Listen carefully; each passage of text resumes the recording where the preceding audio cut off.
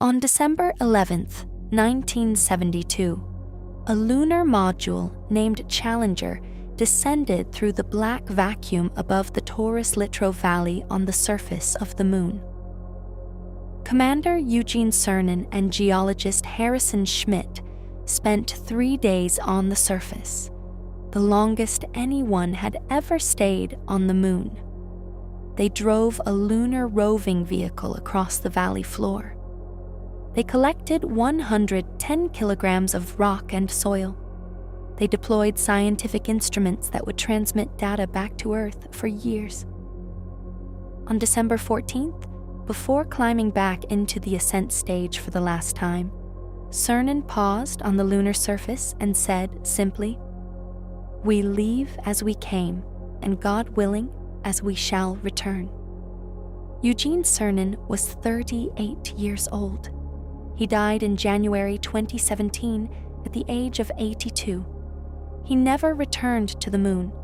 No one has returned to the Moon. No human being has set foot on the surface of the Moon in over 50 years.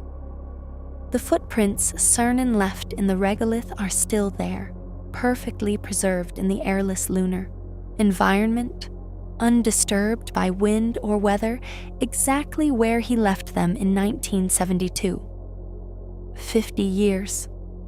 Let that land for a moment, because it is genuinely strange when you think about it carefully.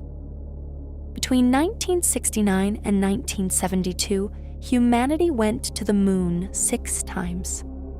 6 successful landings in 3.5 years, in an era when the most powerful computer available weighed tons and had less processing power than a pocket calculator. 6 missions, 12 men on the surface, 382 kilograms of samples returned, and then nothing. A complete, abrupt, total cessation of human lunar exploration that has now lasted more than half a century. The explanation most people reach for is simple. It was too expensive. We got what we needed, and we moved on. This explanation is not wrong exactly, but it is so incomplete as to be actively misleading. The real story of why humanity has not returned to the Moon is a story about politics, economics, technological fragility, institutional dysfunction, the psychology of ambition and its aftermath, the difference between what a civilization can do once and what it can sustain doing, and most disturbingly, the possibility that the Apollo program was not a demonstration of human capability, but an anomaly. A one-time event produced by a specific and unrepeatable confluence of historical circumstances that we have never been able to replicate. It is also a story about what is happening right now, because after 50 years of absence, the Moon is the focus of the most intense and competitive space exploration effort since the Apollo era. NASA's Artemis program has committed to returning humans to the lunar surface.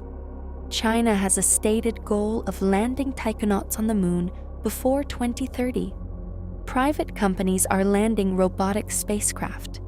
There is a new race to the Moon, and understanding why we left and why it took 50 years to seriously commit to returning is essential for understanding what the new race is actually about and whether it will succeed where the last one ultimately failed to sustain itself.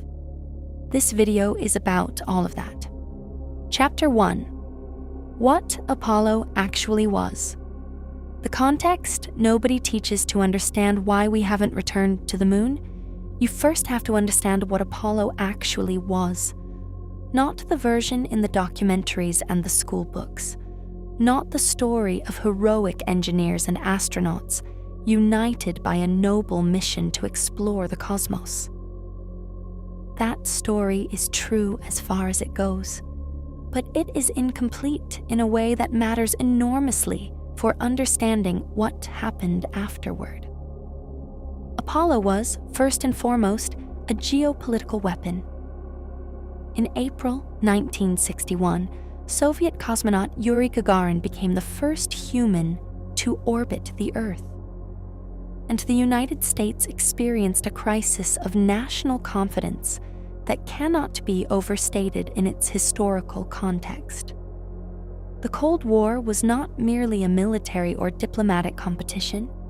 It was an ideological battle over which system, American liberal democracy or Soviet communism, would define the future of human civilization.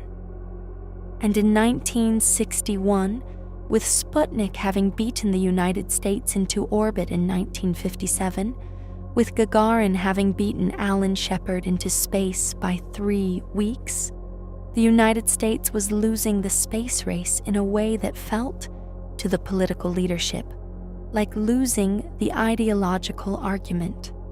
President Kennedy's famous speech to Congress on May 25, 1961, in which he committed the United States to landing a man on the moon and returning him safely to Earth before the end of the decade, was not primarily a statement about scientific exploration.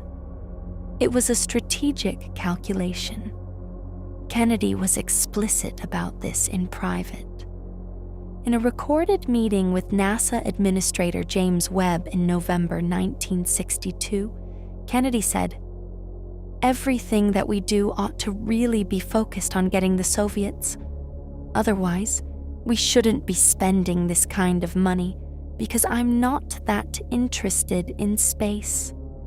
The moon race was a race, and the point was to win it. This is not a cynical reading of Apollo.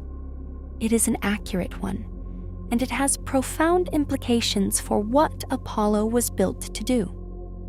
Apollo was built to demonstrate American technological superiority to a specific rival by achieving a specific milestone faster than that rival could. It was not built to establish a permanent human presence on the moon.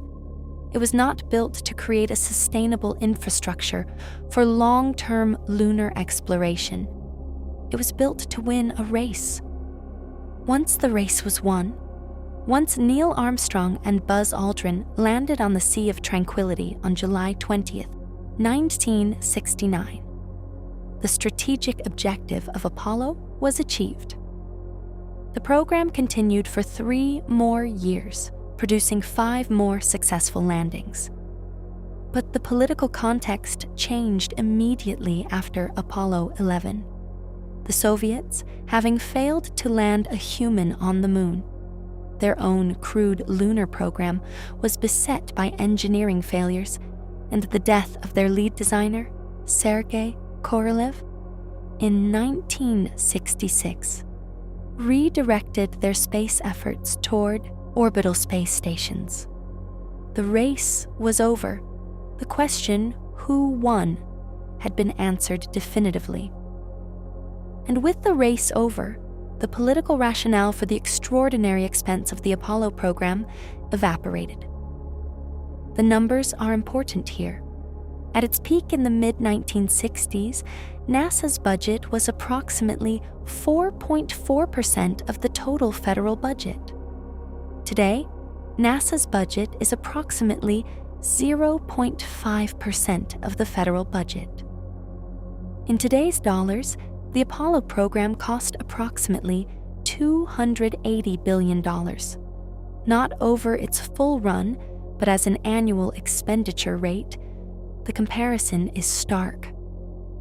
The Apollo program was funded at a level that, relative to the federal budget, was about 9 times what NASA receives today.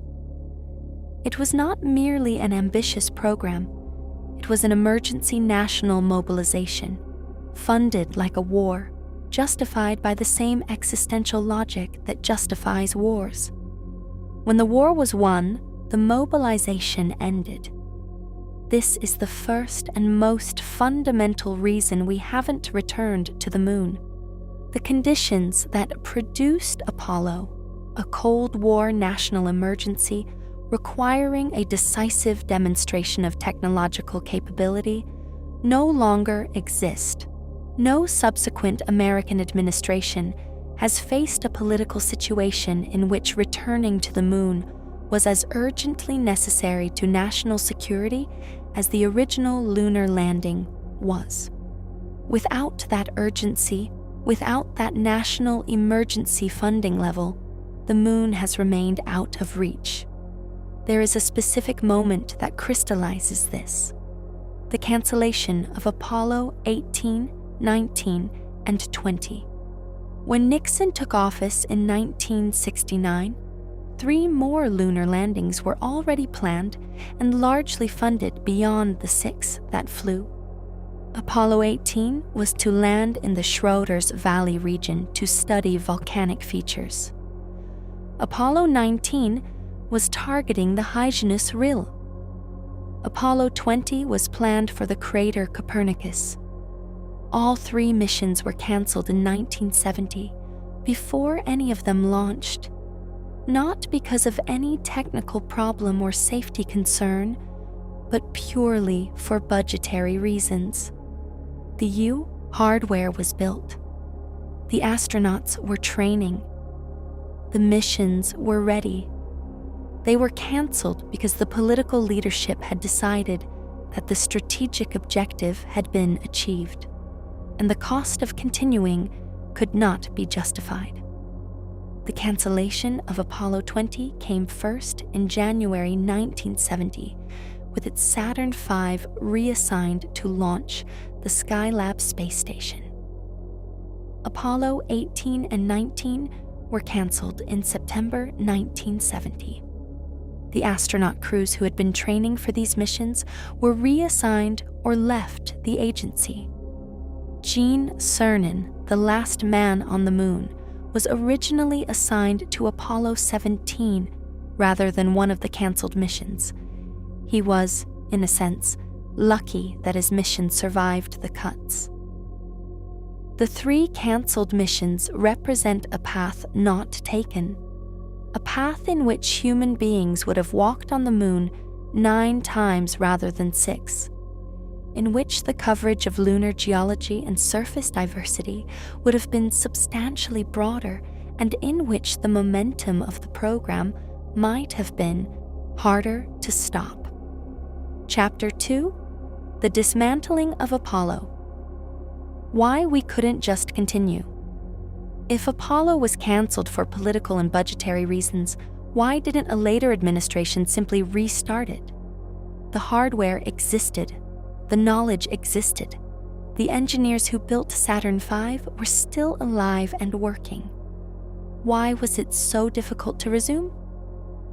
The answer reveals something uncomfortable about how technological capability is actually maintained in large, complex systems. The Saturn V rocket remains the most powerful rocket ever successfully launched. It stands 111 meters tall. Its first stage generated 34 million newtons of thrust at liftoff, more than the thrust of 85 Boeing 747 aircraft at maximum power. It could carry 130,000 kilograms to low Earth orbit, a payload capacity that was not exceeded until the Falcon Heavy launched in 2018, and even then only partially. And that is not exceeded by anything currently in regular service. The Saturn V flew 13 missions, including all 6 lunar landings, without a single catastrophic failure. 3 completed Saturn V rockets were never flown. They are on display today, one at the Johnson Space Center in Houston, one at the Kennedy Space Center in Florida, one at the U.S. Space and Rocket Center in Huntsville, Alabama. They are museum pieces, and the reason they are museum pieces rather than launch vehicles is not because the political will to use them was lacking. By the time there might have been political will to resume lunar missions, the Saturn V could not simply be restarted. The problem was not the hardware sitting in the museums. The problem was everything else. The Saturn V was a product of millions of man-hours of engineering, spread across hundreds of contractors and thousands of subcontractors. The F1 engines, the 5 massive first-stage engines that produced most of the Saturn V's thrust, were built by Rocketdyne, which used manufacturing processes, materials specifications, and quality control procedures that were specific to the Apollo-era production environment. When production ended, those processes were not codified in a form that could simply be picked up and restarted. Institutional knowledge dispersed. Engineers retired. Specific manufacturing techniques that had been passed down informally, the kind of tacit knowledge that is not in any document but lives in the minds of the people who did the work, were lost. This is not hypothetical. In the 1990s, NASA actually attempted to recover the F1 engine's design and manufacturing processes as part of a program called the Advanced Launch System. Engineers discovered that many of the specific manufacturing details that had made the F1 work, the metallurgical treatments, the machining tolerances, the welding procedures, were either not documented at all or documented in ways that were ambiguous or incomplete. The engineers who had known how to build the F1 had retired or died. The institutional memory of how to build the most powerful rocket engine ever flown was largely lost within a decade of the program's end. This phenomenon, the loss of the ability to build a technology that was once successfully built, is not unique to the Saturn V. It happens whenever a complex technological system is built under emergency conditions, used to achieve its objective, and then discontinued before the knowledge required to build it has been systematically codified and preserved. The British cancelled their Blue Streak missile program in the 1960s and lost the ability to build the engine within years. The United States cancelled the Concorde equivalent supersonic transport program and lost much of the relevant manufacturing knowledge within a decade. The pattern is consistent. Emergency-funded, mission-critical technology is not preserved when the mission ends. The Saturn V is the most famous example because the stakes were highest, but the loss was real when NASA eventually developed the Space Launch System, the heavy-lift rocket designed to support the Artemis lunar program. It was not a revival of the Saturn V. It was a new rocket, built with new engines. The RS-25, a space shuttle main engine design. New management systems, new contractors, new everything. The institutional knowledge that built Saturn V was not available to the teams building SLS. There is a specific example that makes this concrete. In 2013, NASA engineers working on the development of a next-generation engine that drew on F1 heritage began a project called the F1B, intended to produce a modernized version of the F1 for potential use in future heavy-lift vehicles. The engineers used modern manufacturing techniques, including 3D printing of components that had originally been cast, and modern computational tools for combustion stability analysis that had not existed in the 1960s. What they found was that they could produce components that worked, but they could not always explain precisely why the original F1 design had made certain choices. Some design decisions from the 1960s appeared, on paper, to be suboptimal. But the engineers trusted them because they had worked in practice, while being unable to fully reconstruct the reasoning behind them. The knowledge of why specific choices had been made was gone. Only the choices themselves survived in the drawings, and drawings without the accompanying understanding of the trade-offs that produced them are an incomplete record. This is what 50 years of absence costs. Not just the political will or the funding, the literal technical knowledge, the engineering intuition, the institutional memory of how to do things that were done before. Rebuilding this knowledge is possible. The SLS and Orion represent that rebuilding in progress. But it is slow, expensive, and starts from zero, rather than from where Apollo left off. There is a specific irony here. The RS-25 engines used in SLS are the Space Shuttle main engines. They exist because the Space Shuttle was built as the replacement for Apollo-era rockets, intended to provide cheaper, reusable access to space. The Space Shuttle, which we will discuss in detail, was the program that consumed NASA's budget and attention for 30 years at the expense of any return to the moon. And the engines of the shuttle are now powering the rocket designed to go back to the moon that the shuttle prevented from visiting. Chapter 3: The Space Shuttle. The 30-year detour. After Apollo, NASA needed a new direction. The Apollo program had been structured around a specific goal, the moon, and with that goal achieved, the agency was at a crossroads. The Nixon administration, which took office in January 1969, was not enthusiastic about continuing the extraordinary funding levels of the Apollo era. Nixon had not invested politically in the space race the way Kennedy and Johnson had. He was dealing with Vietnam, with economic pressures from the oil crisis, with the social upheavals of the early 1970s. Space was not a priority. The decision made in 1972, the same year as the last Apollo mission, was to develop the Space Shuttle, officially called the Space Transportation System. The concept was elegant, and its promise was significant.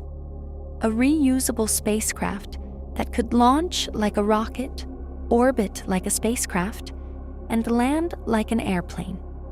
Unlike the expendable rockets and capsules of Apollo, the shuttle would fly again and again, making access to space routine and dramatically reducing the cost per kilogram to orbit. The original projections estimated that the shuttle could fly 50 missions per year at a cost of approximately $10 million per launch. Neither of these promises was fulfilled. The Space Shuttle flew 135 missions over 30 years, an average of about 4.5 per year, less than a tenth of the projected rate.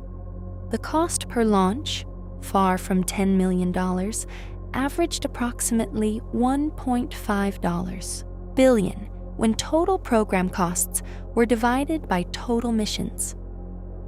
The shuttle was not cheap, it was not routine, and it was not safe. It failed catastrophically twice, killing 14 astronauts.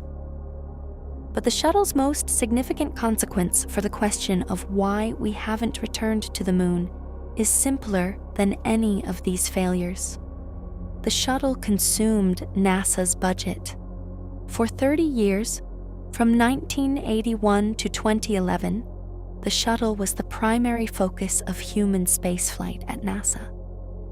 It took most of the human spaceflight budget, most of the engineering talent, most of the management attention.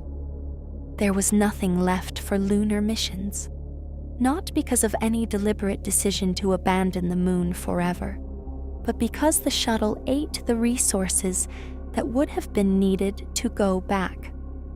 The shuttle was also the wrong vehicle for going back to the moon. It could only reach low Earth orbit, approximately 500 kilometers altitude. The moon is 384,400 kilometers away. The shuttle had no upper stage, capable of pushing it beyond low Earth orbit, no lunar descent stage, no landing capability. It was designed for a different mission, resupplying a space station, deploying and retrieving satellites, carrying scientific experiments. It was excellent at these missions, but it was architecturally disconnected from the moon.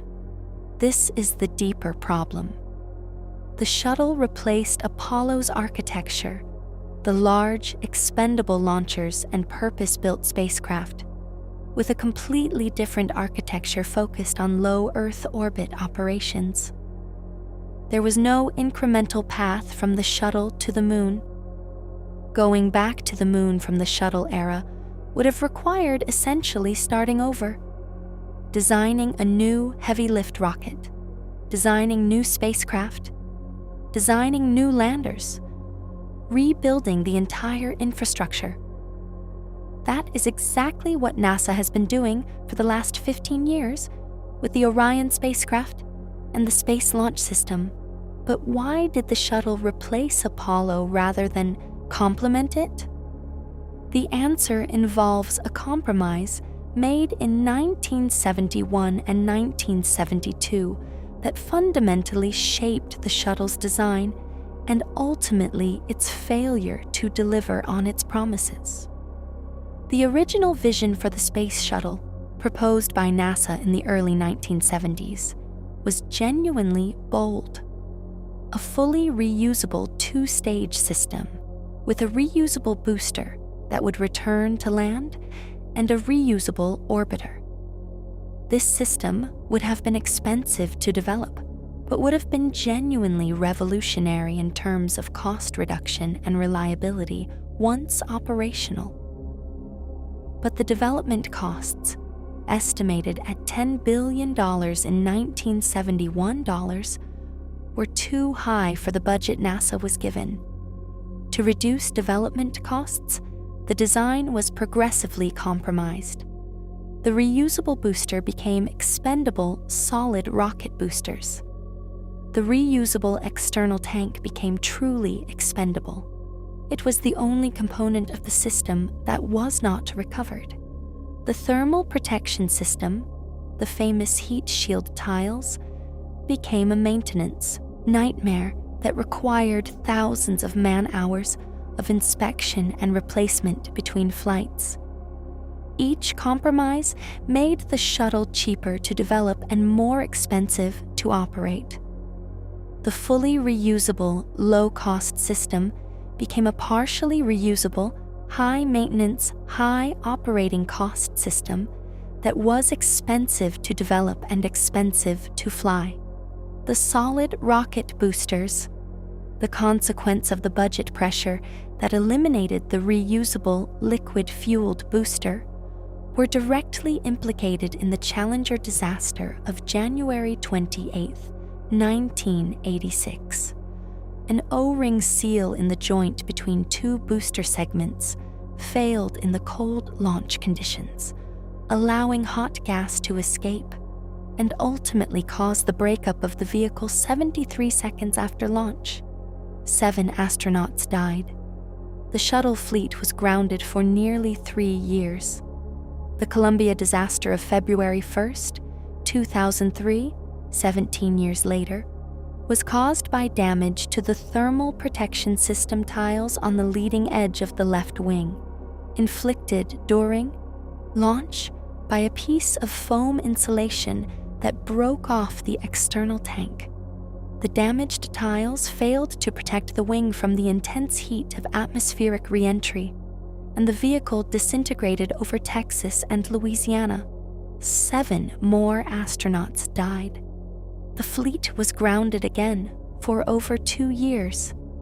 Each disaster set back not just the shuttle program, but the broader goal of returning to the moon. After Challenger, NASA was consumed for years with the investigation, the redesign, and the recovery of the shuttle's credibility.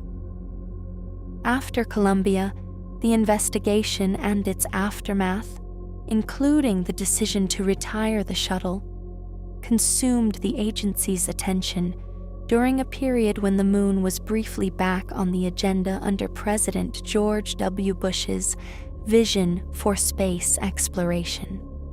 The shuttle's legacy for the question of returning to the moon is complex.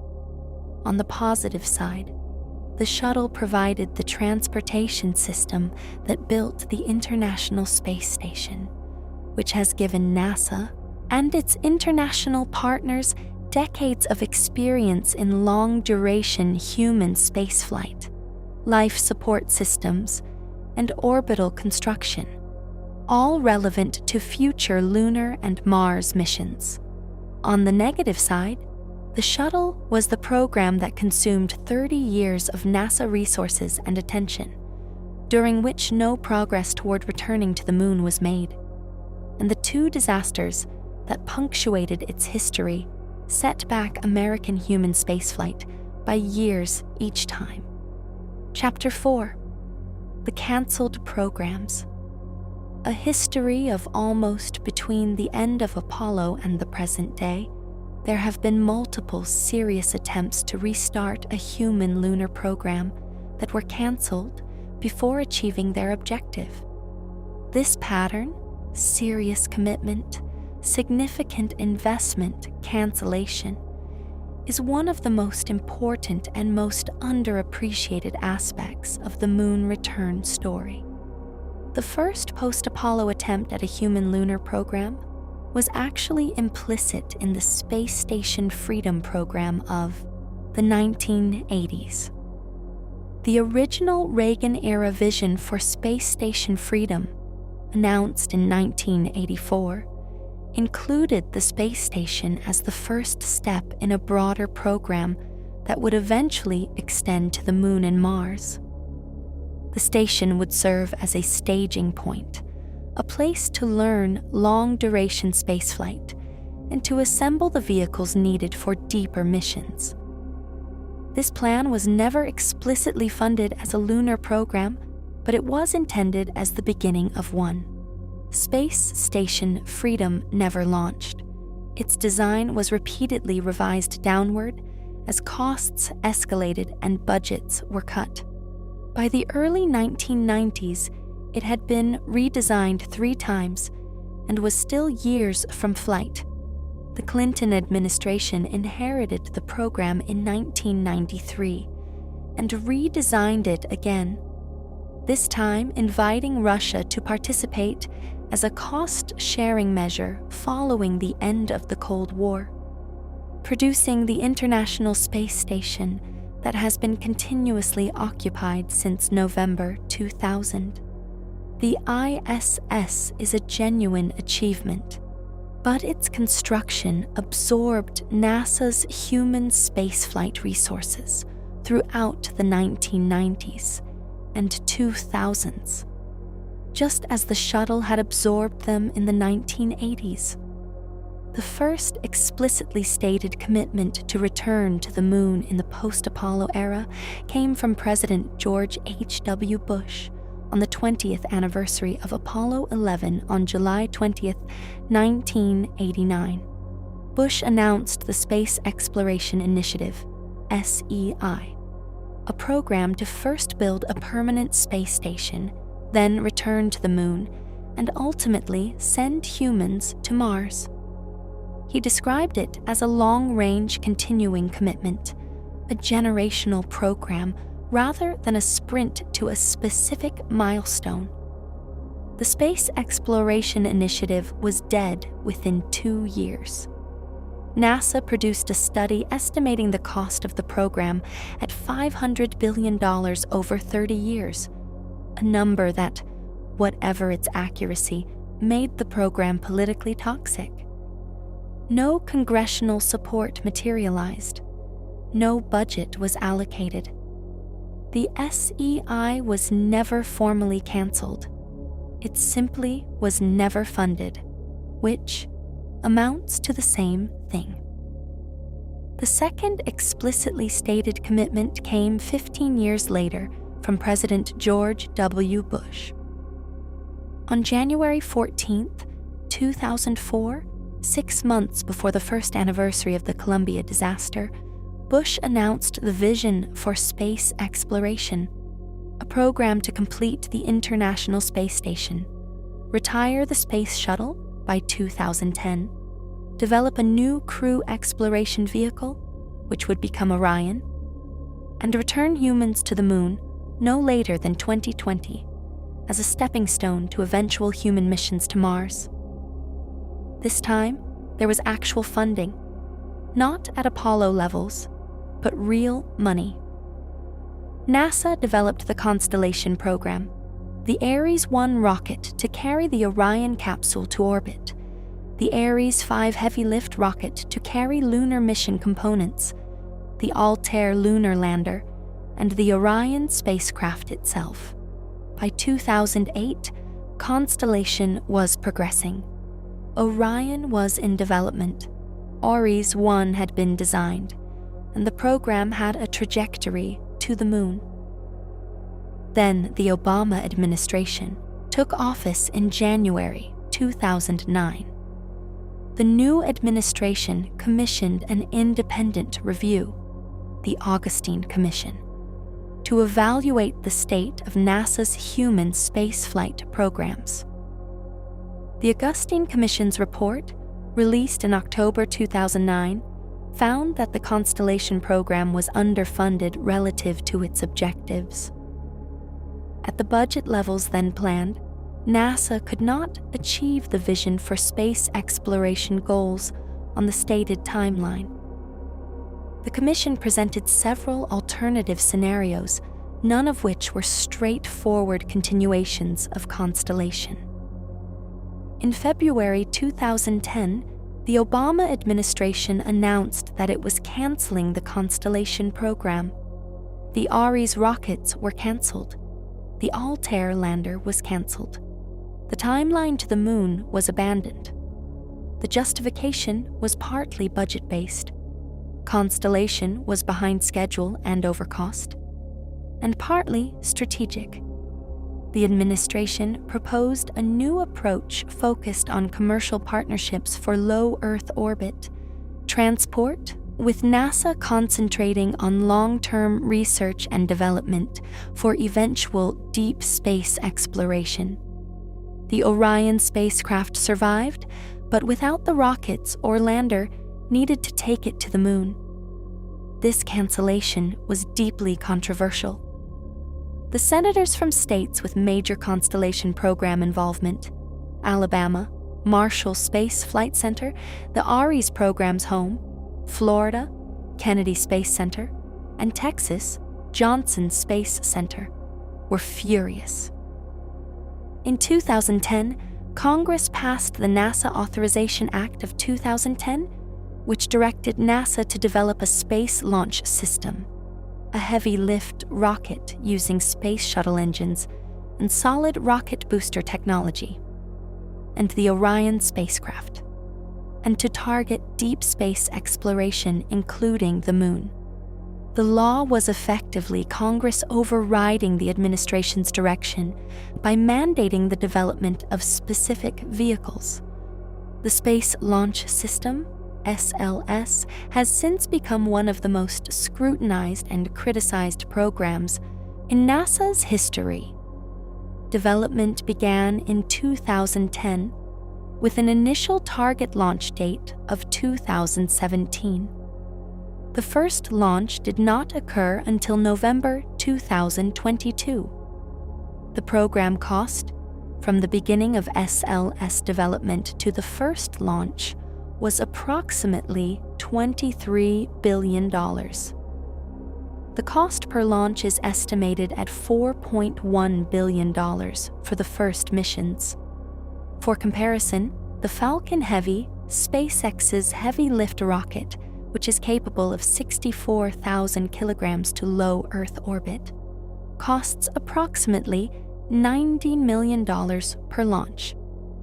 SLS is approximately 45 times more expensive per launch than Falcon Heavy, for about twice the payload.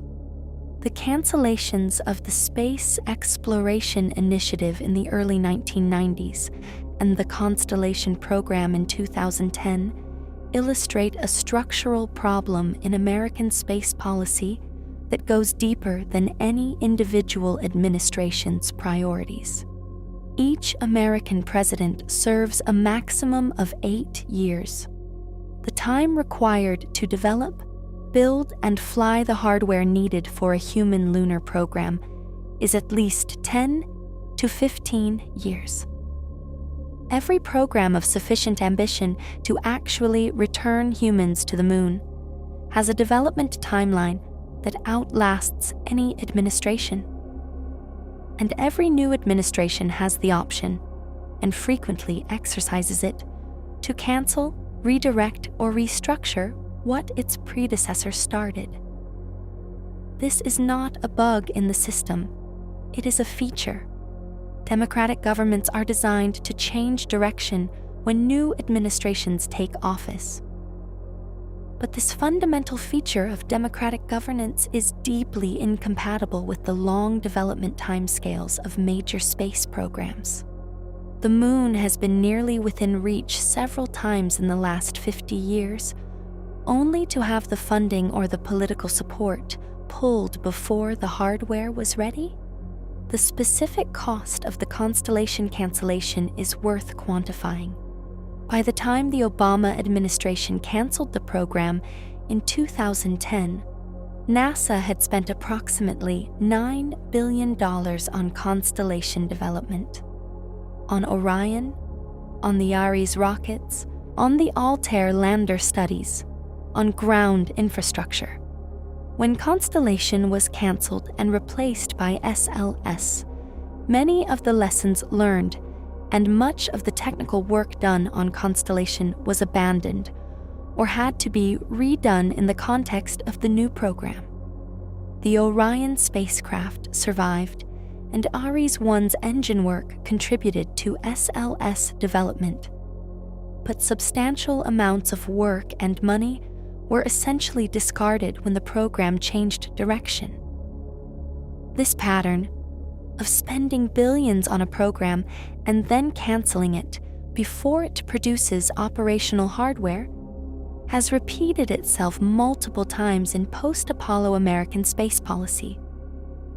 The cumulative cost of canceled programs represents a substantial fraction of what it would have cost to actually build and fly the hardware, with no operational product to show for it. Chapter 5: The Money Problem. What a moon mission actually costs. The cost of returning to the moon is one of the most frequently cited and most frequently misunderstood aspects of the subject. The numbers are large, but their meaning depends enormously on context, on what you are comparing them to, on how the costs are structured, and on what assumptions are made about program architecture and schedule. The Apollo program cost approximately $25.8 billion in 1973 dollars, the year after the program ended. Adjusted for inflation, this is approximately $280 billion in 2024 dollars. This is the total cost of the entire program from 1960 to 1973, including all development, all launches, all ground infrastructure, and all operations. It is not the cost of a single mission or even of the 6 successful landings. It is the cost of building an entire space program from scratch, including the rockets, the spacecraft, the astronaut core, the mission control infrastructure, the tracking stations, and everything else. The cost of a contemporary return to the moon is harder to state cleanly, because the program architecture is more distributed across multiple vehicles, contractors, and partners. The NASA Office of Inspector General estimated in 2021 that the total cost of the Artemis program, including the Space Launch System, the Orion spacecraft, the Gateway Lunar Space Station, the Human Landing System, and related costs, would reach approximately $93 billion by 2025. More recent estimates suggest the total program cost to achieve the first crewed lunar landing could exceed $100 billion. For context, the entire NASA budget in fiscal year 2024 was approximately $24 billion. The Artemis program, over its development period, has been consuming approximately $6 to $7 billion per year from that total, leaving the rest of NASA, planetary science, Earth observation, astrophysics, aeronautics, technology development, to share the remainder. The cost question becomes more interesting when you compare it to what the private sector has demonstrated is possible. SpaceX's Starship, the fully reusable spacecraft that NASA has selected as the human landing system for Artemis, is designed with an architecture that, in SpaceX's projections, could dramatically reduce the cost of access to the moon. The cost of a Starship launch is currently difficult to pin down with precision, but SpaceX's stated goal is to reduce the cost to approximately $10 million per launch. Though current operational costs are higher while the system matures. Even at 10 times this target cost, the reduction compared to SLS would be extraordinary. The emergence of commercial launch providers, not just SpaceX, but also Rocket Lab, United Launch Alliance with its Vulcan rocket, Blue Origin with its New Glenn, and others, has fundamentally changed the economics of access to space in the last decade. The Falcon 9 rocket, which SpaceX has been flying since 2010 and which has now accumulated more than 200 successful launches, has reduced the cost of a kilogram to low Earth orbit from approximately $50,000, the shuttle's cost per kilogram, to approximately $2,700.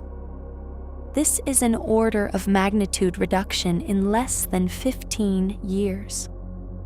This cost reduction has not yet directly translated to a cheap return to the moon, because reaching the moon requires capabilities, high-energy upper stages, lunar landers, cryogenic propellant depots, that are more complex and expensive than simply reaching low Earth orbit.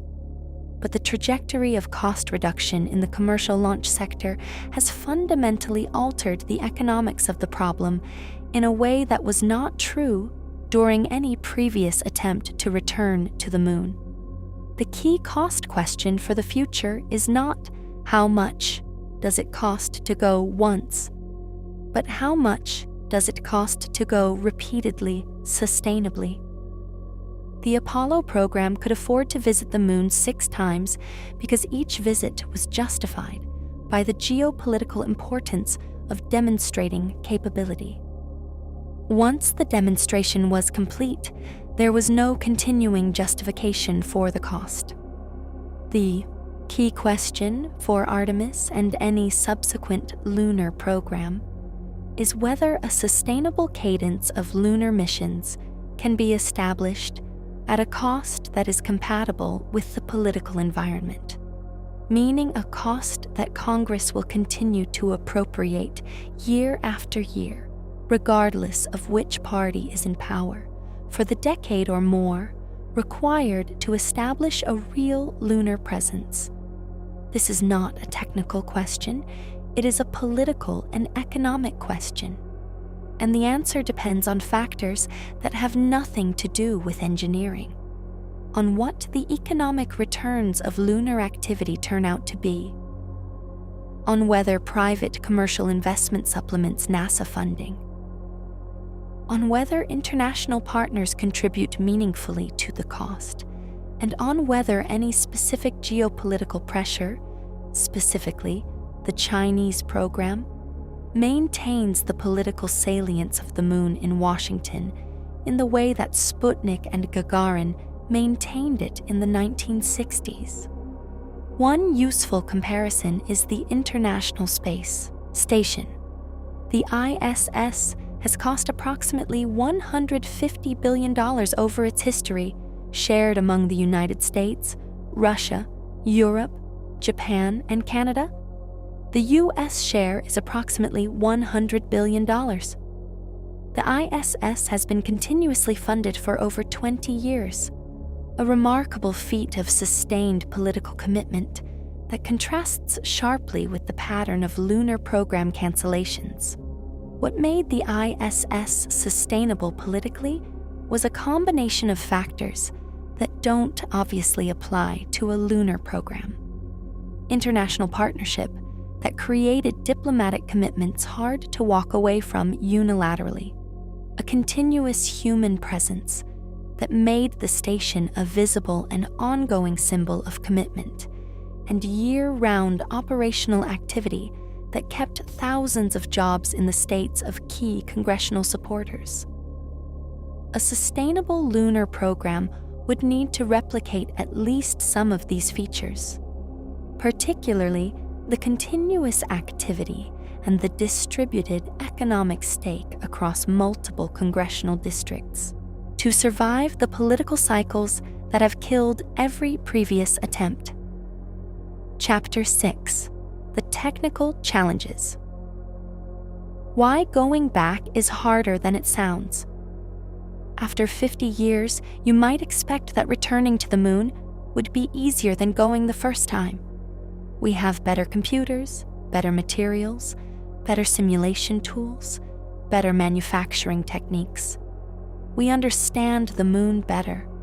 We have the accumulated experience of the Apollo missions to draw on. In some ways, this is true, but in other ways, returning to the moon is genuinely harder than the original Apollo program. And understanding why requires looking carefully at what has changed. One of the most commonly made comparisons: your smartphone has more computing power than the Apollo guidance computer, is true but misleading about what computing power has to do with going to the moon. The Apollo guidance computer had 4 kilobytes of RAM and operated at a clock speed of about 2 megahertz. It ran software written in a language called AGC assembly, hand-coded by a team at MIT led by Margaret Hamilton. It could do what it needed to do: navigate the trajectory, manage the powered descent, calculate abort options, and provide a pilot interface for manual override. It was not powerful by any current standard, but it was adequate for the mission it had to do. Modern missions are not constrained by computing power. They are constrained by other factors: the cost of launch, the mass limits of launch vehicles, the reliability requirements for long-duration missions, the safety standards applied to human-rated systems, the procurement processes of government agencies, the supply chains for components, and the management complexity of programs involving hundreds of contractors, multiple international partners, and oversight from Congress, the administration, and multiple inspector general offices. None of these constraints are made easier by having more computing power. In some ways, particularly the management complexity and the oversight requirements, the modern environment is harder than the environment NASA operated in during Apollo, when the agency had essentially unlimited authority to act quickly and decisively within its allocated budget. The first challenge is the changed mission objectives. Apollo was a flags and footprints program. Its goal was to demonstrate that American astronauts could land on the moon, survive there for a period, and return safely. This was extraordinarily difficult, but it had a specific and achievable definition. The program did not require a permanent base, a sustainable supply chain, or in situ resource utilization. It required a successful landing, a successful stay of up to 3 days, and a successful return. Artemis has fundamentally different objectives. NASA's goal is not merely to land again, it is to establish a sustainable human presence on the moon, including a lunar gateway space station, a base camp at the South Pole, and eventually year-round habitation at the lunar surface. These objectives require capabilities that Apollo never needed: long-duration life support for stays of weeks to months, radiation shielding for extended surface operations, in situ resource utilization to extract water ice from permanently shadowed craters for drinking water and rocket propellant, and a surface mobility system more capable than the Apollo lunar rovers. Each of these capabilities requires technology development that is not yet complete. In situ resource utilization at lunar scale, actually extracting water ice from permanently shadowed craters and converting it to usable water and propellant, has never been demonstrated at an operational scale. The MOXIE experiment on the Perseverance Mars rover demonstrated oxygen production from the Martian atmosphere in a small proof of concept. But scaling this to operational levels for a lunar base is a major engineering challenge. The lunar South Pole environment, which is the target for Artemis missions because of the water ice in permanently shadowed craters and the near-continuous sunlight on nearby crater rims for solar power, presents challenges that did not exist for the equatorial sites of the Apollo missions. Temperatures in permanently shadowed craters can drop to below -200 degrees Celsius. Dust, which was a significant problem for Apollo surface operations, is a potentially even greater challenge at the poles due to the low sun angles that cause charged dust to levitate from the surface. The terrain at the lunar South Pole is more rugged and complex than the equatorial landing sites used by Apollo, creating navigation and landing challenges. There is also the challenge of radiation. Apollo astronauts spent at most 3 days on the lunar surface. At the lunar South Pole, with objectives that include week-long or month-long stays, radiation exposure becomes a significantly greater concern. The moon has no magnetic field and no atmosphere to shield against cosmic rays and solar energetic particle events. A major solar energetic particle event during a surface stay could deliver a potentially lethal radiation dose to inadequately shielded astronauts in a matter of hours. Apollo astronauts were fortunate that no major solar particle events occurred during their brief surface stays. For extended surface operations, robust radiation monitoring and adequate shelter, whether provided by habitat structures, regolith cover, or some combination, is essential. The second major technical challenge is the human landing system. Apollo's lunar module was an astonishing piece of engineering, a spacecraft designed specifically and exclusively to land on the moon and return to lunar orbit, with no requirement for atmospheric flight or reuse. It was purpose-built for its mission and could be optimized entirely for that purpose. The Artemis Human Landing System, which NASA has contracted to SpaceX's Starship, is architecturally more complex. Starship is a fully reusable, multi-purpose vehicle designed for a wide range of missions, not just lunar landing. Using a vehicle designed for maximum reusability in a mission that requires extreme performance demands engineering compromises. Specifically, Starship in its lunar variant will need to be fueled in Earth orbit before departure to the Moon, a process called orbital propellant transfer.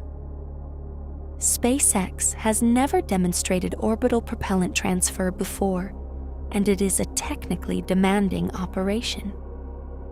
The timeline for demonstrating this capability relative to the Artemis mission schedule is a source of concern among program observers.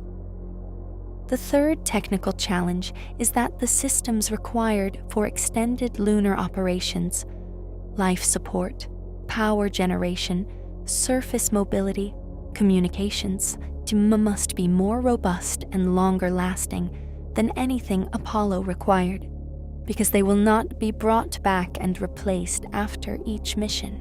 Apollo surface equipment was used once and left behind. Artemis surface infrastructure will need to function reliably through the lunar night, a period of approximately 2 weeks of darkness and extreme cold that kills unheated electronics at temperatures reaching -180 degrees Celsius. And to continue operating as subsequent missions, add to and rely on the accumulated equipment. This reliability requirement is not merely a technical challenge. It is a psychological and institutional one. NASA's human spaceflight safety culture, understandably shaped by the Challenger and Columbia disasters, applies extreme scrutiny to every component of systems that carry human life.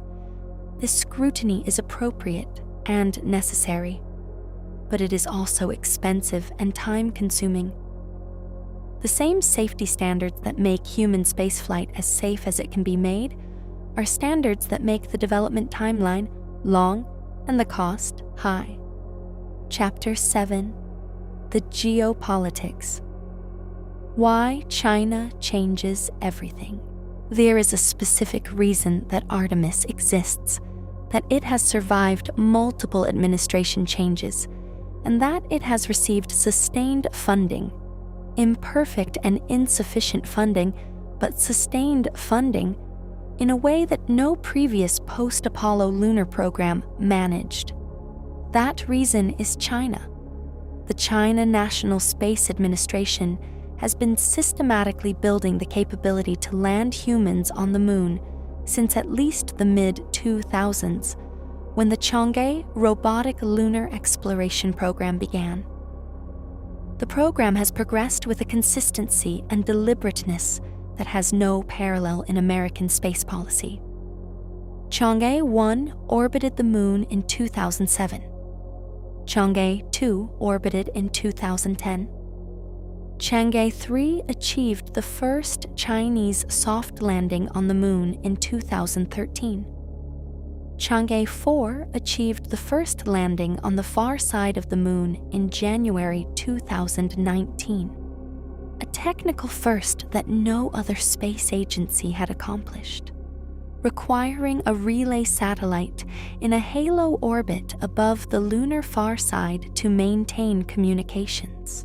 Chang'e 5 returned 1.73 kilograms of lunar samples to Earth in December 2020. The first sample returned from the Moon since the Soviet Luna 24 mission in 1976. Each mission has been more ambitious than the last, following a deliberate and publicly stated roadmap toward human lunar landing. China's stated goal, confirmed by multiple Chinese space officials, is to land taikonauts on the Moon before 2030. The Long March 10 rocket required for a crewed lunar mission is in development. The crewed lunar spacecraft is in development. The lunar lander is in development.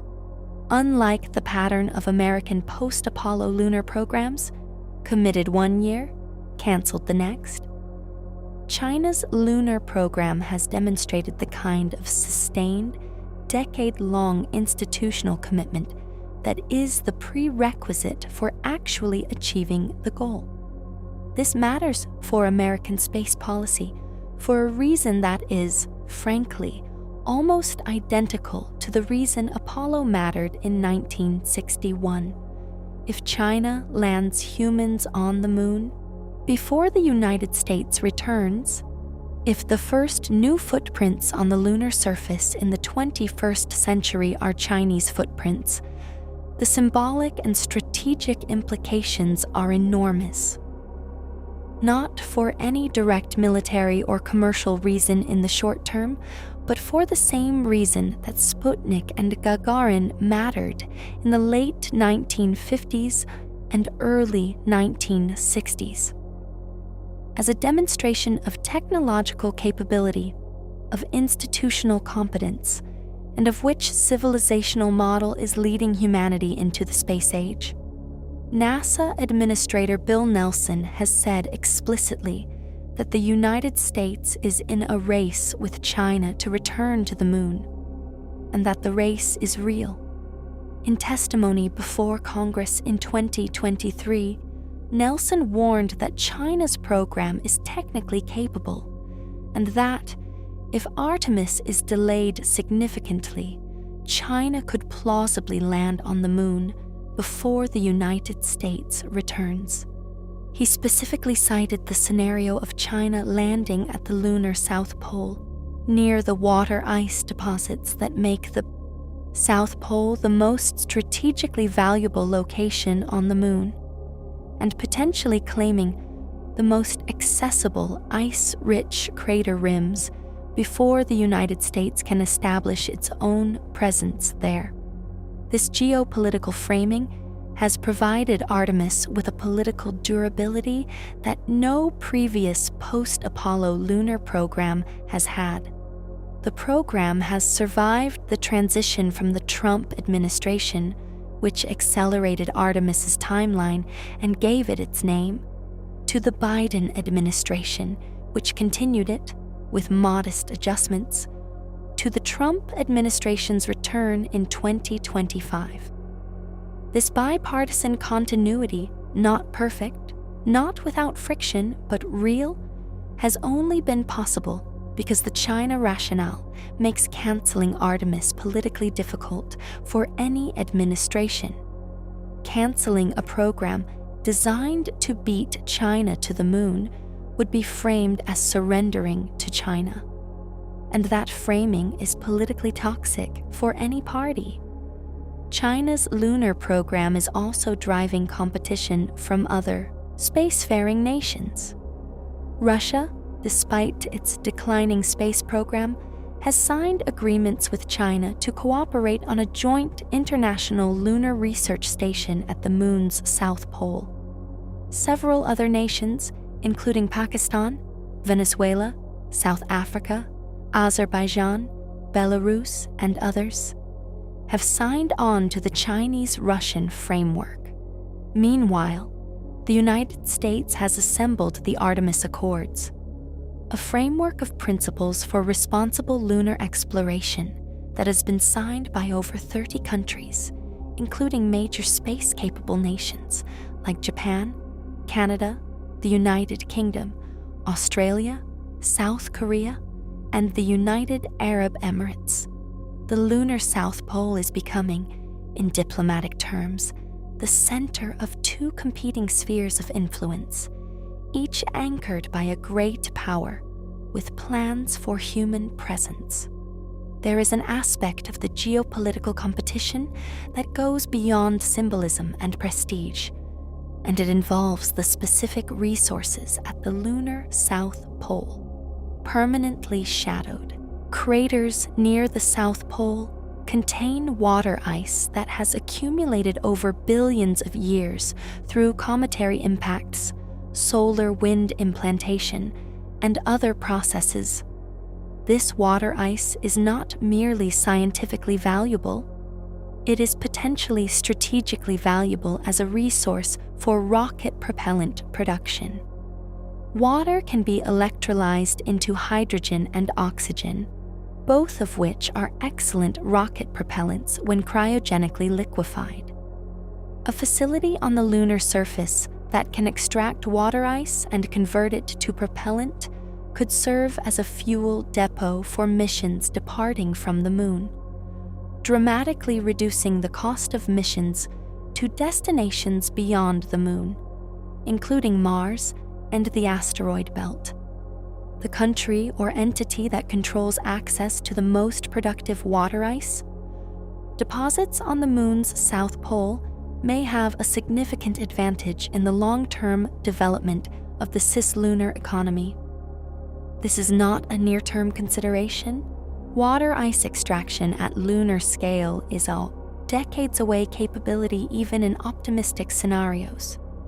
But it shapes the strategic logic of why going to the lunar South Pole matters. And it is part of what makes the geopolitical competition over the moon more than just a prestige race.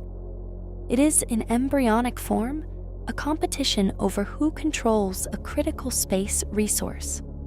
The Chinese program has also demonstrated a quality that American space policy has historically struggled to maintain: strategic patience combined with programmatic consistency. The Chang'e program has followed its roadmap without cancellation or major redirection through multiple changes in Chinese political leadership, through periods of economic difficulty, through international tensions that might have deflected attention and resources. This consistency is not incidental. It reflects the specific character of the Chinese political system, in which a program endorsed at the senior level of the Communist Party, leadership cannot be easily cancelled by a subsequent administration without an explicit decision by that same leadership level. This is neither uniformly good nor uniformly bad as a model, but it produces a specific kind of long-term programmatic stability that has been the single most important missing ingredient in every post-Apollo American lunar program. The question of whether the geopolitical pressure from China can substitute in the American political system for the internal programmatic stability that the Chinese system provides organically, whether external competition can produce the sustained commitment that internal governance has failed to sustain, is the central political question hanging over Artemis. Chapter 8: The Commercial Revolution, SpaceX and the New Space Economy. The most important development in the effort to return to the moon is one that was not planned by any government space agency. It is the emergence of a private commercial space industry led by SpaceX that has fundamentally altered the economics and competitive landscape of space access. SpaceX was founded in 2002 by Elon Musk with the explicit goal of making humanity a multiplanetary species by dramatically reducing the cost of access to space. The company's first rocket, the Falcon 1, had 4 failed launches before its first successful flight in 2008, by which point the company was nearly bankrupt. Its survival required a NASA Commercial Orbital Transportation Services contract in 2008 that provided $1.6 billion for SpaceX to develop and demonstrate cargo delivery to the International Space Station. This contract, controversial at the time, many in the traditional aerospace industry doubted that a startup company with no orbital launch experience could deliver on its promises, was transformative in its outcome. SpaceX succeeded. The Dragon cargo spacecraft began delivering supplies to the ISS in 2012. The Falcon 9 rocket became the workhorse of the commercial launch industry, with a Halseu manifest that grew from a handful of flights per year to over 90 flights in 2023, more than the entire rest of the world's launch industry combined. The first stage of the Falcon 9 became routinely reusable in 2015, and the booster recovery and reuse that was once considered near impossible became so routine that it is now barely noticed in SpaceX's launch coverage. The Falcon Heavy, 3 Falcon 9 cores strapped together, flew in 2018 with a payload capacity of 64,000 kilograms to low Earth orbit, approaching the Saturn V's capability at a fraction of the cost. The NASA Commercial Crew Program followed the cargo program, contracting with SpaceX and Boeing to develop crew transportation to the International Space Station. SpaceX's Crew Dragon flew its first operational crewed mission in November 2020, restoring American crewed access to the ISS after 9 years of dependence on Russian Soyuz spacecraft. Boeing's Starliner has been significantly delayed by technical problems, a stark contrast to SpaceX's execution. The contrast between SpaceX's execution and the traditional aerospace sector's execution on similar contracts illustrates something important about why the commercial revolution matters beyond just the price reduction. SpaceX operates with a development philosophy that accepts risk, iterates quickly, and treats failures as data rather than catastrophes. When a Starship prototype exploded on the test pad, SpaceX treated it as a test result, incorporated the lessons, and flew the next prototype within months. This approach, sometimes called fail fast and fix fast, is almost the opposite of NASA's traditional risk-averse development culture, where every failure is a crisis requiring extensive review, and where the safety culture, for understandable reasons, prioritizes the elimination of risk over speed. The Starship development program illustrates both the strengths and the challenges of this approach. Starship is the most ambitious spacecraft development project in history. A fully reusable, super heavy lift vehicle designed to carry 150 tons to low Earth orbit and to be refueled in orbit for deep space missions. Its first integrated flight test from Boca Chica, Texas in April 2023 ended in an explosion approximately 4 minutes after the launch. Its second test in November 2023 reached space before the vehicle was lost. Its third test in March 2024 achieved a controlled ocean splashdown of the ship upper stage and a successful, if partial, return of the Super Heavy booster. Its fourth test in June 2024 achieved the first successful catch attempt of the Super Heavy booster by the launch tower arms, the chopsticks mechanism, and a successful, controlled water landing of the ship. Each test was more successful than the last, in a progression that is rapid by any reasonable standard. Starship matters for the return to the Moon because NASA has selected a Starship variant as the human landing system for Artemis 3, the mission intended to land the first woman and the next man on the lunar surface. Without Starship, there is no Artemis 3, and Starship's development timeline, which is real but uncertain, is one of the major scheduling risks for the Artemis program. As of 2024, NASA's targeted date for Artemis 3 was no earlier than 2026, with independent analysts and the NASA Inspector General suggesting that dates of 2027, 2028, or later were more realistic given the remaining development work on Starship and the orbital propellant transfer demonstrations required before Starship can be certified for crewed lunar missions.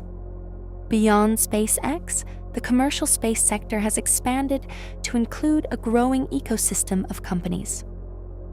Blue Origin, Jeff Bezos' space company, is developing the new Glenn Heavy Lift rocket and the Blue Moon lunar lander. Blue Moon has been selected as an alternative human landing system for later Artemis missions, providing redundancy and competition.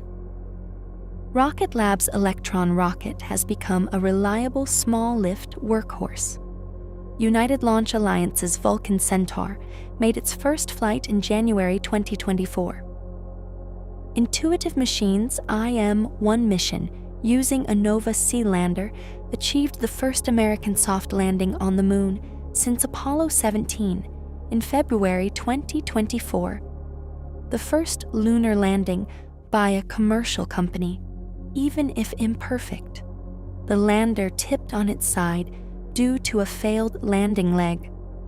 This commercial ecosystem represents a fundamental change in the structure of space exploration.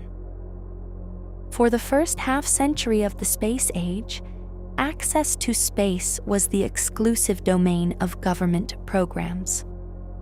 Today, commercial companies are landing on the Moon, resupplying the ISS, launching satellites at unprecedented rates, and developing vehicles that will take humans beyond low Earth orbit. The economics of this commercial activity, the existence of a genuine market for launch services, the investment of private capital into space ventures, the competition that drives costs down and innovation up, is the structural change that makes the current attempt to return to the Moon different from every previous attempt since Apollo. The question is whether the commercial ecosystem, with NASA as its anchor customer and strategic director, can deliver the return to the Moon in a way that is sustained and sustainable. Not just a one-time demonstration, but the beginning of a permanent human presence that doesn't depend on the kind of emergency-level political commitment that Apollo required. There is a tension at the heart of the NASA-SpaceX relationship that deserves to be named directly. SpaceX's development philosophy, rapid iteration, high risk tolerance, treating failures as learning opportunities, is genuinely different from NASA's risk-averse, safety-first culture, and both cultures exist for legitimate reasons. NASA's safety culture was forged in tragedies. The Apollo 1 fire that killed 3 astronauts on the Urtar launch pad in 1967, the Challenger disaster, the Columbia disaster. The organization learned from blood that cutting corners or accepting known risks in human spaceflight leads to catastrophic consequences. This caution is not bureaucratic timidity. It is institutional memory of what happens when caution is abandoned. SpaceX's culture, by contrast, has been shaped by the economics of commercial competition, by the need to demonstrate progress quickly enough to attract investment and win contracts, and by the specific philosophy of its founder, who views risk tolerance as essential to achieving ambitious goals on timescales that matter. The Starship test program, with its spectacular explosions and rapid iteration, is a feature of this culture, not a bug. Each explosion is genuinely informative. Each failure genuinely accelerates the learning that leads to success. The question of which culture is appropriate for the human landing system on Artemis 3 is not a simple one. Starship carries astronauts. astronaut safety is non-negotiable in a way that no commercial imperative can override. The Starship variant that flies crewed Artemis missions will have to be certified to NASA's human rating standards. Standards that are substantially more demanding than the standards applied to Starship's current test program. The process of bringing a vehicle developed under SpaceX's culture through NASA's certification process is genuinely challenging, and it is one of the sources of schedule uncertainty in the Artemis 3 timeline.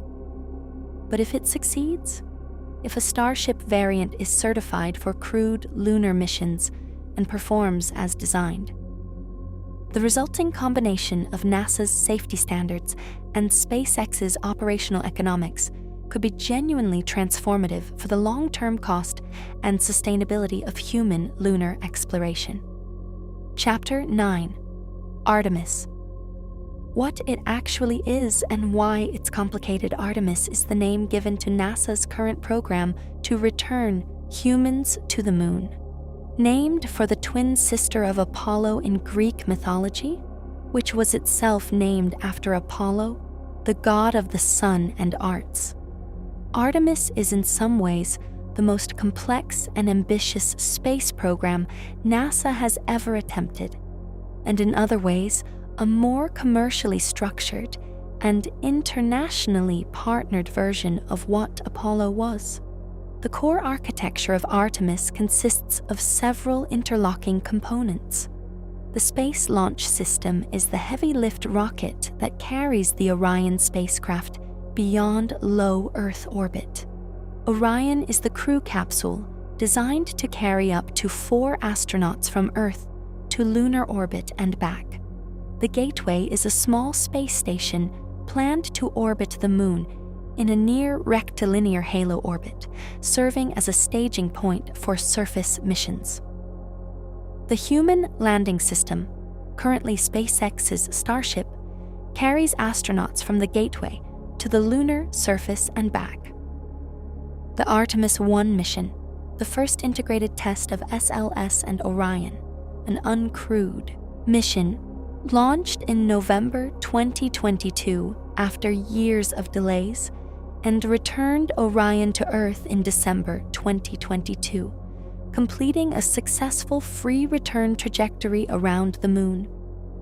The mission validated the core SLS Orion stack and demonstrated that Orion's heat shield could handle the high-velocity re-entry from lunar distance. Artemis 1 was a complete success. Artemis 2, the first crewed Artemis mission, intended to fly 4 astronauts around the Moon on a free return trajectory without landing, was originally targeted for 2024, then slipped to 2025 after issues were discovered with the Orion heat shield during post-Artemis 1 analysis. Particles from the heat shield ablated differently than expected during re-entry, shedding material in a manner that could be problematic in future missions. The investigation and redesign delayed the program. Artemis 3, the first crewed landing intended to set down at the lunar South Pole, has slipped repeatedly. The dependencies are complex.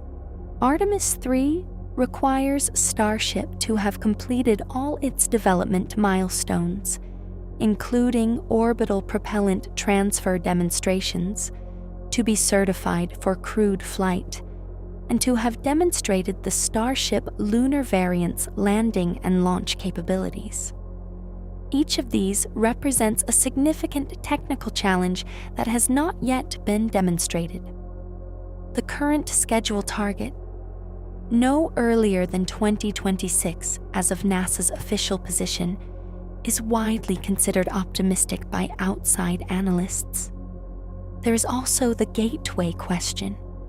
The Gateway, a small space station in lunar orbit that would serve as a staging point for surface missions, was originally intended to be an essential component of the Artemis architecture. over the course of program development, the Gateway's role has been modified. Artemis 3 does not require the Gateway. The mission will fly Orion to a near rectilinear halo orbit, rendezvous with the Starship-based HLS that has been pre-positioned there, transfer crew to the HLS for the surface mission, and return to Orion for the trip home. The Gateway will be built and inhabited in later missions, but it is not on the critical path for the first crewed landing. This simplification of the Artemis 3 architecture, removing the Gateway from the critical path, reflects lessons learned from the program's scheduling difficulties. The more components a mission requires, the more dependencies exist, the more ways the schedule can slip. By focusing Artemis 3 on the essential core, SLS, Orion, and the HLS, NASA has given itself the best chance of actually achieving the crewed landing without being held hostage to the Gateway's development schedule. The cost and schedule challenges of Artemis have generated significant criticism from the Government Accountability Office, the NASA Inspector General, and independent space policy analysts. The GAO has repeatedly flagged SLS and Orion as programs at risk of cost growth and schedule delay. The Inspector General has been particularly critical of the SLS cost structure. The $4.1 billion per launch cost is not sustainable, in the IG's assessment, for the flight rate needed to establish a meaningful lunar presence. The IG has also flagged the lack of a coherent long-term plan for transitioning from the current expensive architecture to a more cost-efficient one as Starship and other commercial systems mature. These are real and valid criticisms, but they exist in a specific political and historical context that modifies their weight. The SLS exists because Congress mandated it, not because NASA chose it as the optimal architecture. The program's cost structure reflects the political decisions that shaped it.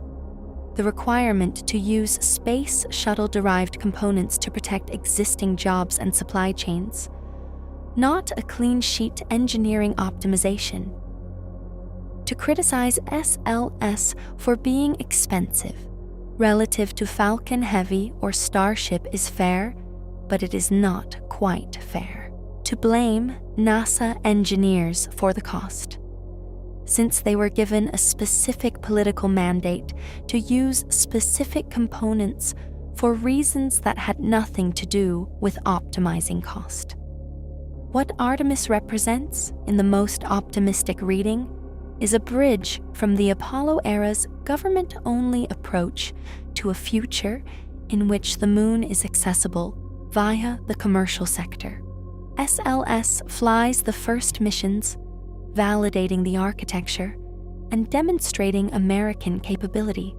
Commercial systems, Starship, potentially New Glenn, potentially future vehicles, take over the increasingly routine missions as costs come down.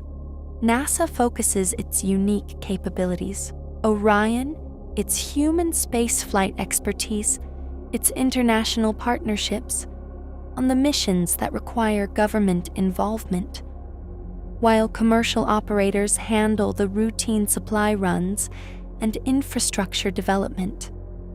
Whether this vision is achievable depends on Starship. If Starship works as designed, fully reusable, rapidly refuelable, at costs per launch that are genuinely low, it changes the economics of lunar access so dramatically that a sustained human presence on the moon becomes feasible at budgets that Congress might actually appropriate on a sustained basis. If Starship fails to achieve its design goals or takes significantly longer than projected, the Artemis program faces both a near-term scheduling crisis and a long-term sustainability crisis. Chapter 10: The Moon's Resources. What we're actually going back. For one of the most significant changes between the Apollo era and the current return effort is what we know is on the Moon and why we want it. Apollo returned 382 kilograms of samples that have been studied for 50 years. And robotic missions since Apollo have dramatically expanded our understanding of the Moon's geology, composition, and history. But the most important discovery for the current return effort was not made until 2009. In October 2009, the El-Cross mission, the Lunar Crater Observation and Sensing Satellite, intentionally crashed its upper stage into Cabeus Crater near the Moon's south pole, a permanently shadowed crater where temperatures stay below -200 degrees Celsius. A shepherding spacecraft followed the impact through the plume of debris kicked up by the crash and measured its composition before itself impacting the surface. The result was unambiguous: water, not just water vapor, but water ice in concentrations of approximately 5.6% by mass in the excavated material. Cabeus Crater contained genuine water ice mixed with soil and rock at concentrations that made it, if anything, a richer water source than some dry soils on Earth. This discovery was not entirely a surprise. There had been indirect evidence for water ice at the lunar poles from multiple orbital missions, including the Lunar Prospector Neutron Spectrometer data from 1998. But El-Cross provided the first direct definitive confirmation, and it transformed the full strategic calculus for lunar exploration. Water ice at the lunar South Pole has several implications. First, it is a scientific resource. The water has been there for potentially billions of years, preserved in the cold trap of permanently shadowed craters. And it is a record of the volatile delivery history of the inner solar system. Studying the chemistry and isotopic composition of polar water ice tells us about the comets, asteroids, and solar wind processes that delivered it. Second, it is a practical resource. Water can sustain human life and can be converted to rocket propellant. Third, it is, in a very specific sense, a strategic resource. The entity that controls access to the most productive water ice deposits at the South Pole has a significant advantage in the developing cislunar economy. The concentrations of water ice vary across the South Pole. Not every permanently shadowed region has the same ice content, and the most accessible ice. In craters whose rims receive near-continuous sunlight for solar power, while the crater floor remains in permanent shadow, is in a limited number of locations. The specific craters most favorable for a lunar base combined solar power on the rim, access to water ice in the shadowed interior, and relatively flat terrain for landing and surface operations. The Nobile Crater region, the de Gerlache-Shackleton Crater Complex, and the Haworth Crater area have all been identified as high-priority sites, with the 2024 Artemis 3 landing site selections focusing on several candidate sites in the Shackleton de Gerlache Ridge area. The path from knowing that water ice exists in a crater to actually using it to sustain human life or produce rocket propellant involves engineering challenges that have not yet been demonstrated at even pilot scale in space. The ice is not concentrated in pure deposits. It is mixed with regolith, at concentrations that range from a few percent to possibly tens of percent in the most ice-rich regions. Extracting it requires excavating and heating the frozen soil in the permanent darkness of the shadowed crater, at temperatures well below -200 degrees Celsius, while managing the excavated material in the lunar vacuum, condensing the released water vapor, and collecting it in liquid or ice form before it escapes. Doing this at a scale that produces meaningful quantities of propellant, the kilograms to tons per day needed for a serious propellant depot, requires a substantial automated industrial system operating continuously in one of the most hostile environments in the solar system. The power requirements alone to heat frozen regolith at polar temperatures while operating in a dark crater are substantial. All of this represents engineering work that is real, feasible in principle, but not demonstrated and not close to operational. The NASA MOXIE experiment on the Perseverance rover demonstrated oxygen production from the Martian atmosphere at a rate of about 6 grams per hour, a proof of concept for in situ resource utilization on Mars. Scaling this to the hundreds of kilograms per hour needed for a serious propellant production facility represents roughly 4 orders of magnitude in scale-up, which is a significant engineering challenge even on a well-understood technology. The Lunar ISRU challenge is similar in kind if different in specific details. This is the honest state of the technology. The principle is proven, the feasibility is established, but the engineering path from principle to operational system at useful scale is long, expensive, and not yet begun in earnest. Beyond water, the Moon contains other resources of interest. Helium-3, a rare isotope on Earth that is deposited on the lunar surface by the solar wind, has been proposed as a fuel for future fusion reactors. Lunar regolith contains abundant oxygen, bound in oxides, silicon, iron, aluminium, calcium, magnesium, and titanium.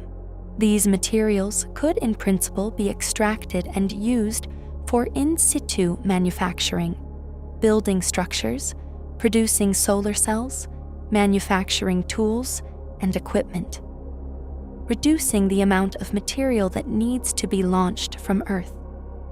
The economic viability of in situ resource utilization at lunar scale is unproven and probably decades away, but the principle that the Moon contains the raw materials for a self-sustaining or partly self-sustaining presence is well established.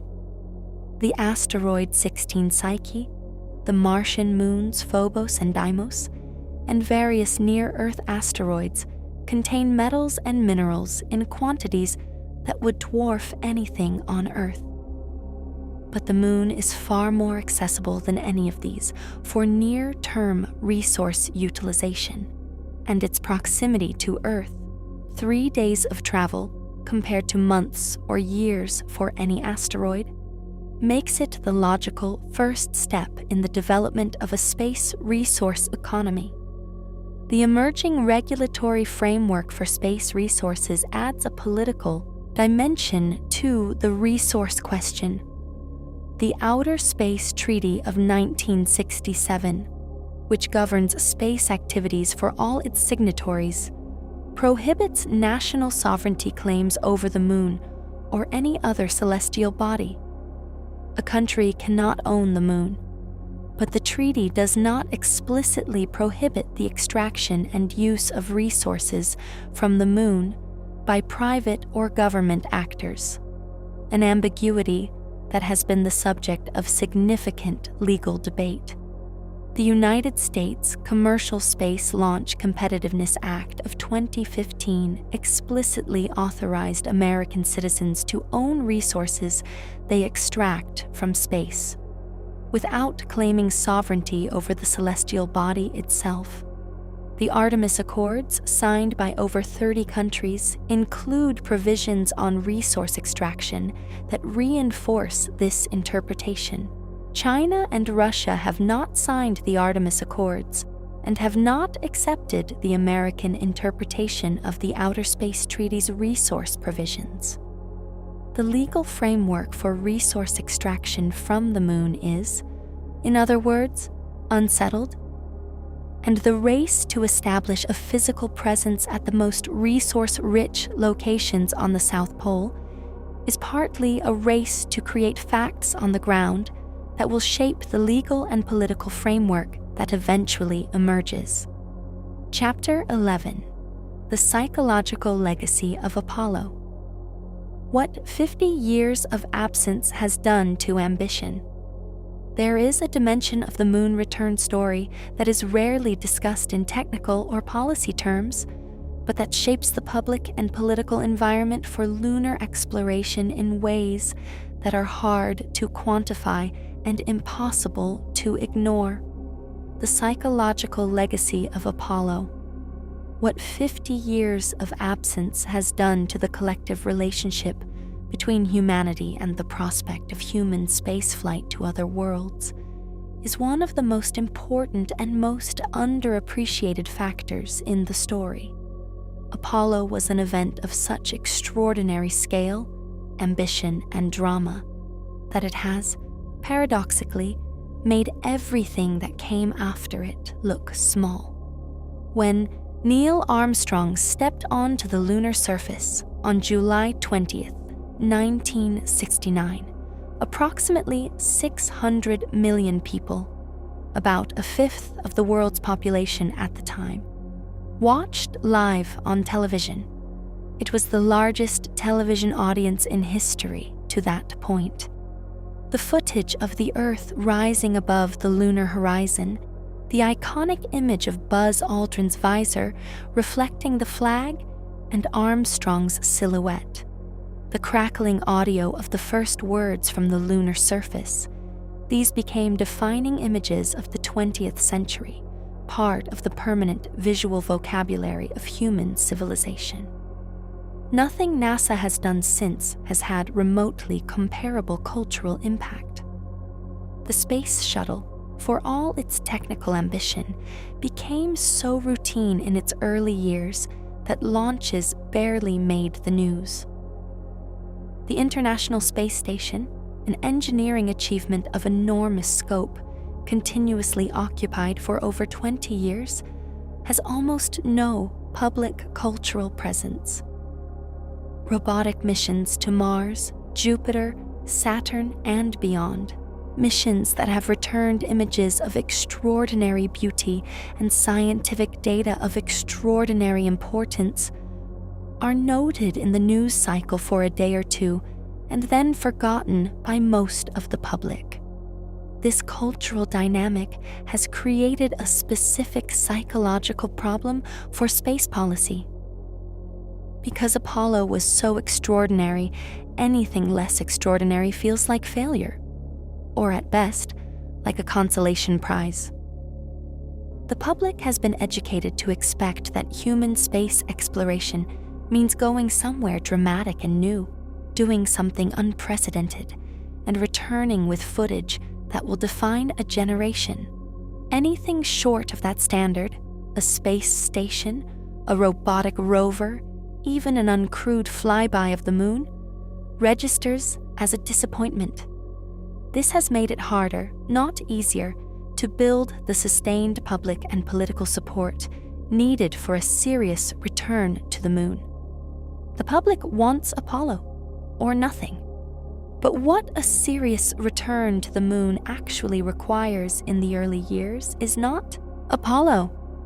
It is not dramatic, camera-ready individual moments, but rather the patient, unglamorous, years-long process of building infrastructure, developing technology, testing systems, and accumulating the capability for extended surface operations.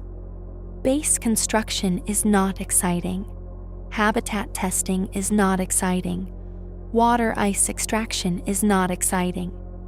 The kind of sustained incremental progress that actually leads to a permanent lunar presence does not make for compelling television in the way that a single dramatic landing does. Apollo was, in a very specific way, a media event as well as a scientific and technological achievement. NASA's public communications strategy, the real-time television coverage, the carefully prepared commentary, the astronaut training in how to communicate with public audiences, the partnership with the major television networks, was as deliberately managed as any other aspect of the program.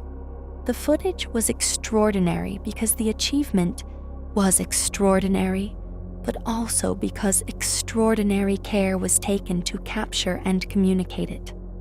Subsequent NASA programs have never quite captured the same quality of public narrative, partly because subsequent programs have had more ambiguous goals and less dramatic structure. There is also the generational dimension. The engineers who built Apollo, the astronauts who flew it, the public figures who championed it, they were shaped by the experience of being alive when it was achieved, and by the specific historical context of the Cold War that gave it urgency. The generation that grew up watching Apollo on television, that experienced the moon landing as a live event rather than a historical fact, is now in its 70s and 80s. Younger generations have a different relationship with the moon. They know Apollo happened, they have seen the footage, but they did not experience it as a present tense event that defined what was possible. For generations who grew up after Apollo, the moon is not a place humanity went to and left. It is a place humanity went to once in history, like ancient Rome or the Colosseum. This creates a specific challenge for Artemis's public communications. The people who care most deeply about returning to the moon, who have the strongest emotional investment in the program, are often those old enough to have watched Apollo live. These are the people most likely to vote, most likely to write to their representatives, most likely to be active in the political ecosystem that determines NASA's funding. But they are also the people most likely to compare Artemis unfavorably to Apollo, most likely to experience Artemis delays as a failure of will rather than a consequence of technical complexity, and most likely to feel that what Artemis is doing is somehow less than what Apollo did. Younger generations, meanwhile, have grown up in an era of commercial space, of SpaceX launch webcasts, of Starship test flights that trend on social media, of private companies putting spacecraft on the moon. For many of them, the relevant frame of reference for space exploration is not Apollo, but the commercial space revolution. Faster, more iterative, more connected to the internet culture of sharing and engagement. Artemis, as a government program, exists somewhat awkwardly between these two reference frames. Too bureaucratic and slow for the SpaceX generation, too incremental and unspectacular for the Apollo generation. Artemis has tried to create a new narrative that can replace or supplement the Apollo narrative.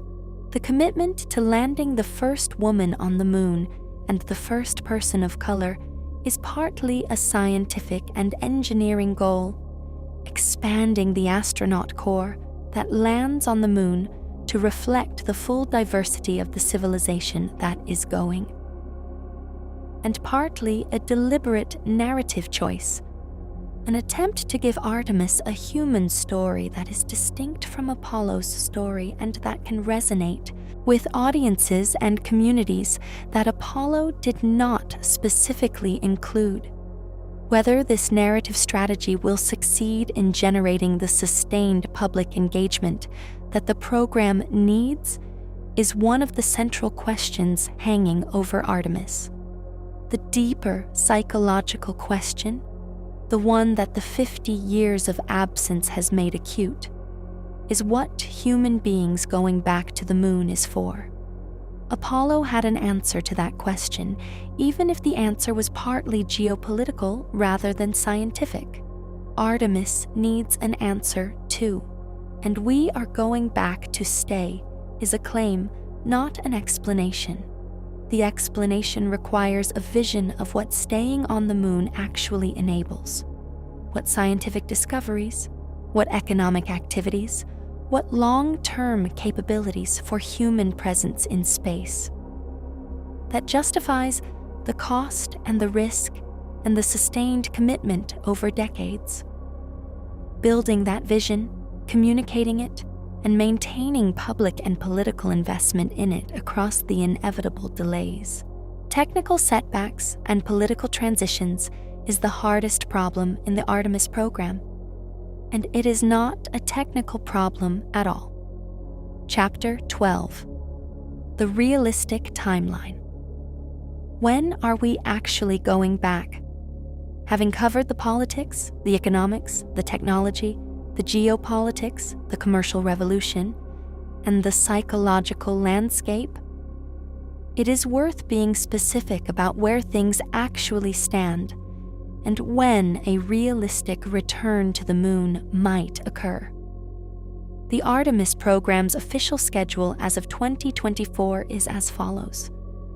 Artemis 2, the first crewed mission, a lunar flyby without landing, is targeted for no earlier than 2025. Artemis 3, the first crewed landing at the lunar South Pole, is targeted for no earlier than 2026. These dates are NASA's official positions, and they are widely regarded as optimistic by independent analysts. The NASA Inspector General, in its most recent assessments, has flagged multiple schedule risks that could delay Artemis 3 to 2027 or later. The primary risks are the Starship Human Landing System development timeline, the orbital propellant transfer demonstration requirements, the resolution of the Orion heat shield issue identified after Artemis 1, and the overall complexity of integrating an architecture that involves 4 separate vehicles: SLS, Orion, the Starship HLS, and eventually the Gateway, each being developed on different schedules by different organizations. Independent analysts and space policy researchers have generally converged on a view that the first crewed lunar landing under Artemis is most likely to occur between 2027 and 2029, with 2026 being possible but requiring everything to go right, and 2030 or later being possible if there are significant additional delays. The China program, for its part, has a stated goal of landing before 2030, a goal that most Western analysts regard as technically feasible but challenging, given the scale of development required. Whether the United States or China is first is genuinely uncertain. Both programs face real technical challenges and real schedule risks. Both have demonstrated the capacity for rapid progress and the capacity for frustrating delays. The outcome depends on technical factors: how Starship development progresses, how China's Long March 10 development progresses, and on political factors: whether U.S. funding is sustained, whether Chinese program leadership makes the decisions that accelerate or constrain the timeline. What is clear is that the moon is going to receive human visitors in the 2020s or 2030s. After 50 years of absence, the combination of geopolitical pressure, Commercial capability, resource motivation, and technological readiness has finally converged in a way that makes a sustained return, not just a one-time visit, genuinely feasible. The question is not whether, but when and by whom. The outcome of the US-China race to the moon matters in ways that go beyond who plants their flag first. If China lands first, if taikonauts stand on the lunar surface before Artemis astronauts, the political consequences in the United States will be significant. Congressional investigations will be launched. The NASA administrator will face difficult testimony. The question of whether the SLS architecture was the right choice, whether the Starship selection was made too dependent on a single commercial provider, whether the program was funded adequately, these questions will be asked loudly and urgently. Some of the answers will be uncomfortable. More importantly, a Chinese first landing would validate the Chinese program's approach and momentum in a way that will almost certainly accelerate Chinese investment in follow-on lunar activities. China has announced plans for a robotic and eventually crewed International Lunar Research Station at the South Pole, in cooperation with Russia and other partners. A successful crewed landing before 2030 would give that program enormous credibility and political support within China, potentially accelerating its subsequent phases. Conversely, if Artemis achieves the first crewed lunar landing since Apollo, if American astronauts, including the first woman and the first person of color to walk on the moon, land at the South Pole before any Chinese mission, the program gains a momentum that is genuinely difficult to stop. A first landing, successfully accomplished, demonstrated on live television to the world, creates exactly the kind of political fact that makes subsequent cancellation difficult. The engineers who built it are heroes. The politicians who funded it are vindicated.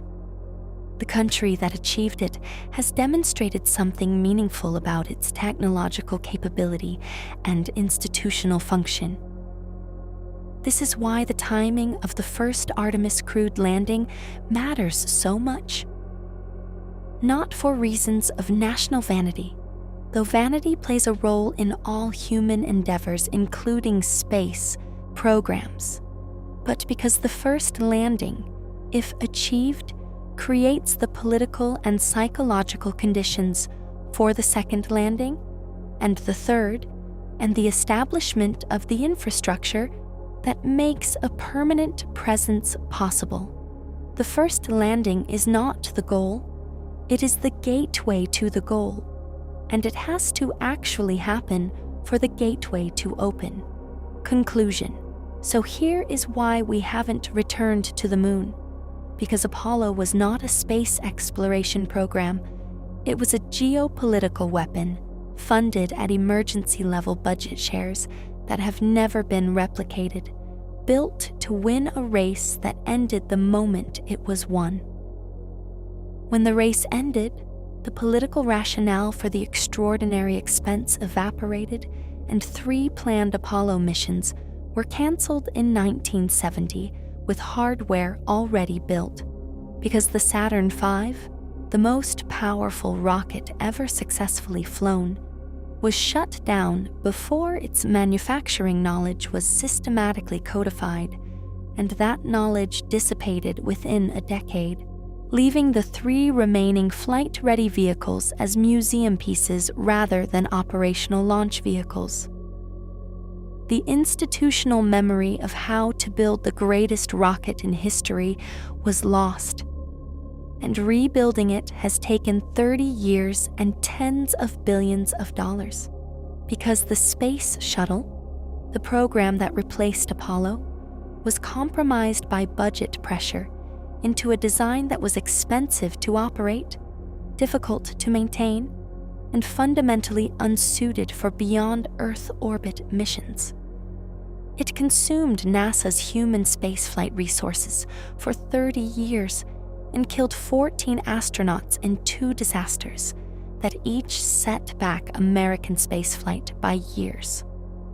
It was a magnificent achievement in many ways, but it was the wrong vehicle for going back to the moon, and it left no incremental path to the moon when it retired, because every post-Apollo commitment to return to the moon, the Space Exploration Initiative, the Constellation program, was cancelled before it produced operational hardware each time after billions had been spent on development.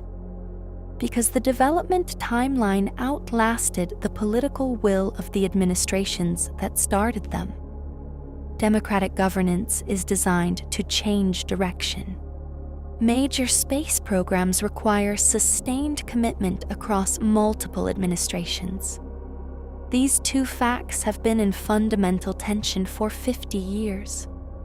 Because the moon is genuinely hard to get to, harder to survive on, and harder still to establish a sustainable presence on.